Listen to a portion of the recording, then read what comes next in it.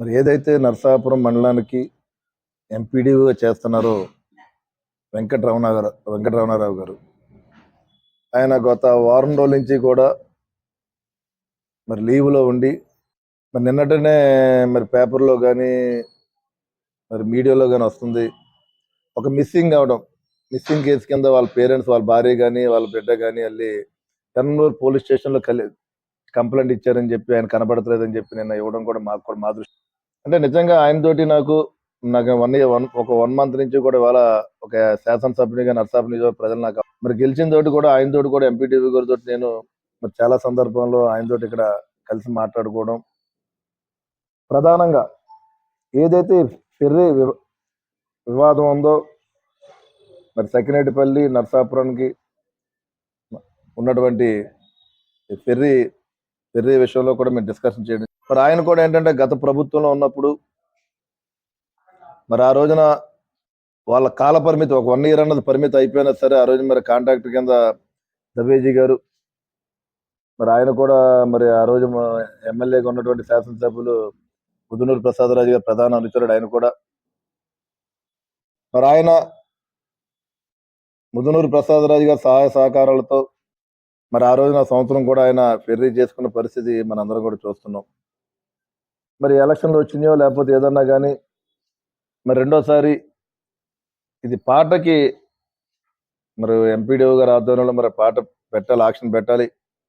మరి ఆక్షన్కి అది సమయం లేకపోవడం వల్ల ఎలక్షన్ దృష్టిలో పెట్టుకుని ఆ రోజున ఏదైతే ఫెర్రీ కాంట్రాక్టర్ గా ఉన్నాడో దవేజీ గారికి రోజు వారీగా మరి ఆయనకి అక్కడ మరోసారి ఎమ్మెల్యే గారి ప్రోద్బలంతో అక్కడ ఏదైతే మాజీ ఎమ్మెల్యే గారు శాసనసభ్యులు ఉన్నారు ప్రసాదరాజు గారి ప్రోద్బలంతో మరి ఆయనకి చేసుకోవడానికి ఆ రోజున ఏదైతే జాయింట్ యాక్షన్ కమిటీ ఉందో, అంటే జాయింట్ యాక్షన్ కమిటీ ఏంటంటే మరి నరసాపూర్ మండలం నుంచి అదేవిధంగా రాజోల్ మండలం నుంచి కూడా చూసుకుంటే కనుక జడ్పీడీసీ, ఎంపీపీ, ఎంపీడీఓ ఈ కమిటీ ద్వారా తీర్మానం చేసుకుని ఈ ఫెర్రీ ఏ రకంగా మనం ముందుకు తీసుకెళ్ళాలని ఆలోచనతోటి ఆ రోజున ఆ జాయింట్ యాక్షన్ కమిటీ కూడా తీర్మానంలో భాగంగా ద్రవేజీకి మరి ఆ రోజున మరి మాజీ ఎమ్మెల్యే గారు ప్రసాదరాజు గారి ఆయన సపోర్ట్ సహకారంతో మరి దవేజీ గారికి కూడా ఆ రోజు మళ్ళీ అవకాశం ఇవ్వడం జరిగింది.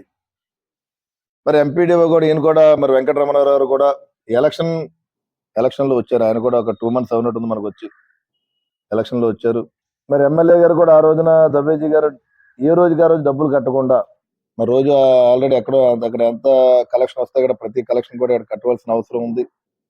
మరి అది అతను కట్టకుండా మరి మాజీ ఎమ్మెల్యే గారు సపోర్ట్ తోటి ఏదైతే జాయింట్ యాక్షన్ కమిటీ సపోర్ట్ తోటి ఒక అమౌంట్ పెండింగ్ పెట్టుకుని కొన్నాళ్ళు కట్టకుండా దాదాపు మరి 55 లక్షల రూపాయలు మరి ఆయన దవేజీ గారు ఇక్కడ ఈ ఫెర్రీ నిమిత్తం మరి బ్యాలెన్స్ పెట్టడం కూడా ఏదైతే ఆ రోజు మరి గత శాసనసభ్యులు ఉన్నారో ప్రసాదరాజు గారి సహకారంతో ఏదైతే జాయింట్ యాక్షన్ కమిటీ ఉందో జాయింట్ యాక్షన్ కమిటీ సహకారంతో మరి ఆ పెండింగ్ అమౌంట్ ని ఆ రకంగా మరి దవేజీ గారు పెండింగ్ పెట్టుకోవడం మరి మనందరం కూడా చూస్తున్నాం.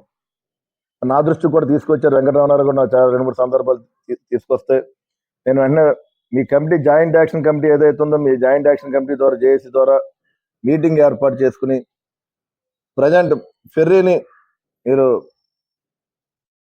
మీ హ్యాండ్ ఓవర్ చేసుకోండి. మీరు హ్యాండ్ ఓవర్ చేసుకుని గవర్నమెంట్ నుంచి మనం ఆ ఫెర్రీని తిప్పుదామని ఆలోచనతో నేను చెప్పడం కూడా జరిగింది ఆ రోజున. మరి ఆయన అలాగే గత ఏదైతే జూలై 3 నుంచి ఉందో జూలై 3వ తారీఖు నుంచి ఈ ఫెర్రీ కూడా గవర్నమెంట్ హ్యాండ్ ఓవర్ చేసుకుని గవర్నమెంట్ చేతుల మీద రన్నింగ్ చేస్తుంది. నిజంగా మరి ఆయనతో చాలా నాకు తక్కువ రోజుల్లో ప్రయాణం ఉంది. చాలా నిజాయితీపర వ్యక్తి అతను. చాలా మంది కూడా చెప్తున్నారు ఈ సర్వీస్ లో కూడా అతను కూడా రిటైర్మెంట్ దగ్గరకు ఉన్నారు. ఆయన రోజు పాపం చాలా టెన్షన్ పడేవారు. నేను ధైర్యం చెప్పేవాడిని, ధైర్యంగా ఉండండి, ఆ డబ్బులు మనం కట్టేద్దాం, నేను కూడా ఇనిషియేట్ తీసుకుంటాను, నేను అవసరం కలెక్టర్ గారి దృష్టిలో తీసుకెళ్దాం, మనం మీరు ధైర్యంగా ఉండని చెప్పి ఆయన కూడా నేను ఒక భరోసాని ఇవ్వడం కూడా జరిగింది. మరి ఆయన కూడా గత కాలం నుంచి కూడా లీవ్ లో ఉండి నిన్ననే మనం చూసాం ఆయన మిస్సింగ్ కేసు అని చెప్పి వాళ్ళ ఫ్యామిలీ మెంబర్స్ పెడతాం కూడా నిజంగా చాలా బాధాకర విషయంగా నేను తెలియజేస్తాను. చాలా బాధ అనిపిస్తుంది నాకు కూడా. చాలా మంచి వ్యక్తి. అంటే ఒక దుర్మార్గపు పరిపాలన వల్ల, దుర్మార్గపు మనుషుల వల్ల ఏదైతే జాయింట్ యాక్షన్ కమిటీ ఉందో, జాయింట్ యాక్షన్ కమిటీ కానీ, మరి గత ఎమ్మెల్యేగా ఉన్న ప్రసాద్ రాజు నిర్లక్ష్యం వల్ల కానీ ఇవాళ ఒక అమాయకుడు, ఒక నిజాయితీ గల ఆఫీసర్, ఉన్నతాధికారి ఇవాళ బలైన పరిస్థితి మన నియోజకవర్గంలో, మన నరసాపురం నియోజకవర్గంలో చూస్తున్నాం మనం. అతను నిజంగా చాలా నిజాయితీగా ఉన్నాడు ఆయన. దీంట్లో ఎక్కడా కూడా ఏది ఆశించి చేసింది ఏమీ లేదు కాదు. నేను చాలా బాధపడేవారు నాతోటైనా, చాలా ఆవేదన వ్యక్తం చేసేవారు ఆయన.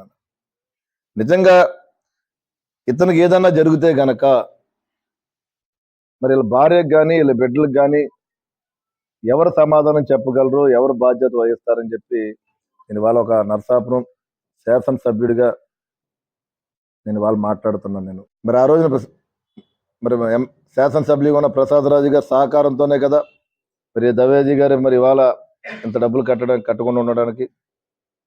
నిజంగా ఏదైనా సమయం ఇచ్చినప్పుడు దాని బాధ్యత, పూర్తి బాధ్యత ఏదైతే జాయింట్ యాక్షన్ కమిటీ ఉందో, ఎవరైతే ఎమ్మెల్యే గారు శాసనసభ్యులు సహకరించారో పూర్తి బాధ్యత, ఏదైతే బాధ్యత వహించవలసిన అవసరం ఉంది.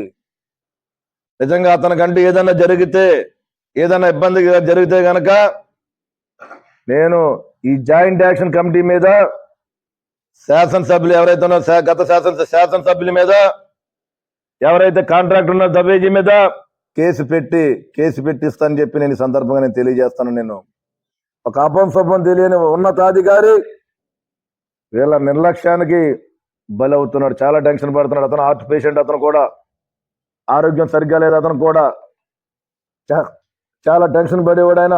దయచేసి అతను ఎక్కడున్నా సరే నిజంగా ఆయన ఆరోగ్యంగా వాళ్ళ కుటుంబానికి మంచిగా ఉండాలని చెప్పి నేను మనస్ఫూర్తిగా దేవుని కోరుకుని ఎక్కడ ఏమీ జరగకూడదని చెప్పి అతను కూడా ఒకటే చెప్తున్నా, మీరు ఎక్కడున్నా సరే మీకు అన్ని రకాలుగా మేము అండగా ఉంటాం. ఇక్కడ ఒక శాసనసభ్యునిగా మీకు ఏ ఇబ్బంది లేకుండా నేను పూర్తిగా నేను అండగా మీకు ఉంటానని చెప్పి నేను భరోసాను కల్పిస్తున్నాను. ఆయన కూడా వెంకటరమణ గారు కూడా దయచేసి చెప్తున్నా, మీరు ఎక్కడున్నా సరే మీకు ఏ ఇబ్బంది రాదు, మీరు రండి ఇక్కడికి.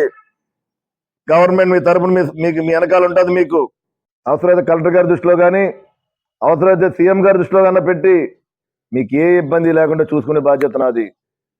దీనికి ఎవరైతే కాంట్రాక్టర్ ఉన్నారో ఈ కాంట్రాక్టర్ వెంటనే ఈ అమౌంట్ ఏదైతే ఉందో అమౌంట్ కట్టుకునే విధంగా కూడా మేము చర్యలు తీసుకుంటాం. అతని పంటి కూడా ఉంది, పంటి కూడా అతను కూడా బయట నుంచి తెచ్చుకున్నారు పంటి. ఆ పంటిని కూడా మేము హ్యాండ్ ఓవర్ చేసుకున్నాం. మేము ఆ 2 పంటిలతోటి ఇవాళ ఒకటి గవర్నమెంట్ది, 2 పంటిలతోటి కూడా మేము ఇక్కడ గవర్నమెంట్ నుంచి ఇవాళ అది రోజు వర్క్ జరుగుతుందట. మరి ఏదైతే ఈ అన్యాయంగా మరి వెంకటరమణారావు గారు పాపం ఇబ్బంది పడుతున్నాడు. ఆయన ఎక్కడున్నా సరే హ్యాపీగా ఉండాలని చెప్పి మనస్ఫూర్తిగా కోరుకుంటూ, పంటి విషయంలో కూడా మొన్ననే ఆక్షన్ పిలిచారు, మొన్న వేలంపాట పెట్టారు. మరి ఆ రోజు పాటదారులు ఎవరు రాకపోవడం వల్ల మరలా అది రేట్ అన్నది ఒకసారి మరి చూసుకుని ఉన్నతాధికారులతో మాట్లాడి మరి కలెక్టర్ గారి దృష్టిలో కూడా పెట్టినాను. మరొకసారి ఆ పాటని ఒకసారి పెట్టే విధంగా కూడా నేను చర్యలు తీసుకుంటానని చెప్పి నేను తెలియజేసుకుంటూ, ఏదైతే వెంకటరమణ గారికి, వారి కుటుంబానికి, ఆయనకి గవర్నమెంట్ నుంచి పూర్తిగా మేము సపోర్ట్గా సహకారంగా ఉంటానని చెప్పి ఈ సందర్భంగా నేను తెలియజేస్తాను. నేను